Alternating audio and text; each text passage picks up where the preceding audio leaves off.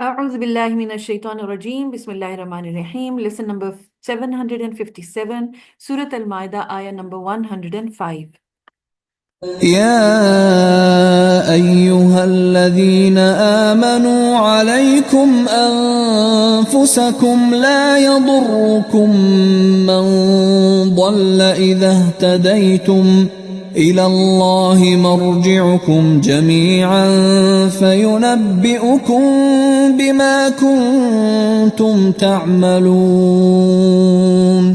اے لوگو جو ایمان لائے ہو، اپنی فکر کرو، کسی دوسرے کی گمراہی سے تمہارا کچھ نہیں بگڑتا اگر تم خود راہ راست پر ہو۔ اللہ کی طرف تم سب کو پلٹ کر جانا ہے، پھر وہ تمہیں بتائے گا کہ تم کیا کرتے رہے ہو۔ اب اس سے پہلے جو آیات گزری ہیں اس میں اندھی تقلید اور بدعت کی جو مختلف اثرات ہیں اور ان کی خطرناک آؤٹ کمز کو بیان کرنے کے بعد یہ مناسب تھا کہ اہل ایمان کو نصیحت کی جاتی کہ وہ قرآن اور سنت کی اتباع کر کے اپنی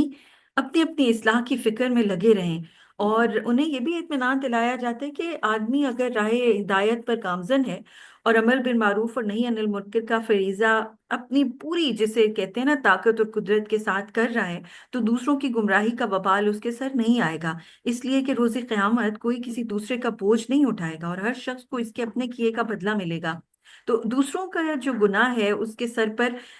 یہ نہیں ہے کہ ڈال دیا جائے گا اور تھوپ دیا جائے گا اور ان کی بھی عمل کی بازگشت کی جاری ہوگی۔ اس آیت میں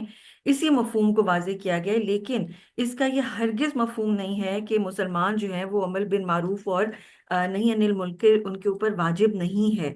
ٹھیک ہے، اب دیکھیے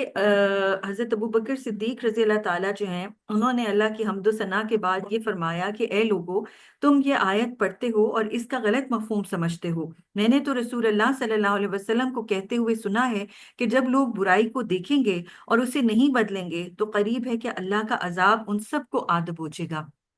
یعنی اس کا مطلب یہ ہوا کہ ہم اس چیز میں وہ کر کے نہ بیٹھ جائیں کہ چونکہ کسی اور کے عمل کا ہمارے سے پوچھ گچھ نہیں ہے تو ہم کسی کو صحیح اور غلط کے بارے میں نہ بتائیں، بس ہم اپنی فکر کریں۔ نہیں، یہ بات صحیح نہیں ہے۔ امر بالمعروف نہیں عن المنکر جو ہے وہ ہمارا ایک فرض ہے۔ We have to keep on doing this, کہ لوگوں کو نیکی کی طرف موٹیویٹ کریں، اور اگر کوئی برائی ہو رہی ہے تو اس کو کم از کم پوائنٹ آؤٹ کر کے بتائیں کہ یہ بھئی یہ چیز صحیح نہیں ہے، اور ڈائریکٹلی جو ہے وہ اس کو حد الوسع کوشش کی جائے کہ برائی کو اچھائی سے تلف کیا جائے، دور کیا جائے۔ اور اس میں ایک اور روایت جو ہے وہ اس سے ثابت ہوتا ہے کہ اس آیت سے مراد وہ مسلمان ہیں جو بالکل آخری زمانے میں آئیں گے، کہ جب ہر شخص اپنی خواہش کا بندہ ہوگا، دنیا کو دین پر ترجیح دے گا، اور ہر آدمی اپنی رائے پر خوش ہوگا۔ یعنی ہر ایک کے ڈفرینسز آف اوپینینز ہوں گے، اور ہر ایک بندہ اپنے اوپینین کے بیسس کے اوپر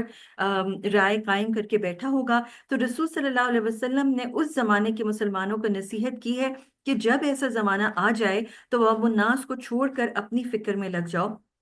جس آیت کی ابتدا میں ہے کہ ایک صحابی جو ہے انہوں نے رسول صلی اللہ علیہ وسلم سے اس حدیث کے بارے میں پوچھا تو آپ نے فرمایا کہ ہاں، بھلائی کا حکم دو اور برائی سے روکو یہاں تک کہ وہ زمانہ آ جائے جس کا اوپر ذکر آ چکا ہے۔ یعنی وہ زمانہ کہ جب کہ اتنے مختلف آراء آ گئے ہیں، کوئی کسی کو سمجھ نہیں آ رہا کہ کون صحیح ہے کون غلط ہے، کوئی کسی کی بات نہیں مان رہا، نفسا نفسی کا دور ہے، اور